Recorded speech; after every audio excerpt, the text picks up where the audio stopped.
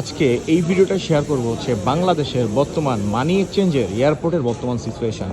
আমি এর আগে থাইল্যান্ড যখন গিয়েছি, সিঙ্গাপুর যখন গিয়েছি, মালয়েশিয়া গেছি, আমি কখনো বাংলাদেশ এয়ারপোর্ট থেকে কখনো কোনো টাকা আমি এক্সচেঞ্জ করতে পারি নাই।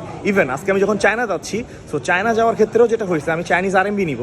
আমি এখানে এতগুলা বুথ আছে, মানে যতগুলা বুথ আপনারা দেখতে পাচ্ছেন, একদম মাথা থেকে শুরু করে এই মাথা পর্যন্ত কোনো বুথে আরএমবি নাই। তাইলে এইখানে এই দোকানগুলো খুলে বসে থাকার মানেটা কি?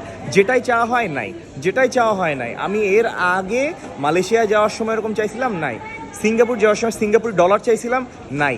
সব জায়গায় খুঁজছি। তো আমি এবার কিছু আরএমবি আমি সাথে নিয়ে আসছি। আমি জানি বাংলাদেশ এয়ারপোর্টে এই প্রবলেমটা হবে, যার জন্য আমি তারপরও চেক করার জন্য এই জায়গাটাতে আসছি। এবং সেম এবারও আমি কিন্তু ট্রাই করছি, বাট এবারও আমি কোনো টাকা পাই নাই। সুতরাং এই ভিডিওটা যারা দেখতেছেন, যে দেশে যান না কেন, বিশেষ করে ভাই মতিঝিল থেকে বা উত্তরা থেকে কোনো না জায়গার থেকে আপনার টাকাটা কারেন্সি করে নিয়ে আসবেন, কারণ এয়ারপোর্টের ভিতরে কিন্তু এই টাকা অ্যাভেলেবেল পাওয়া যায় না।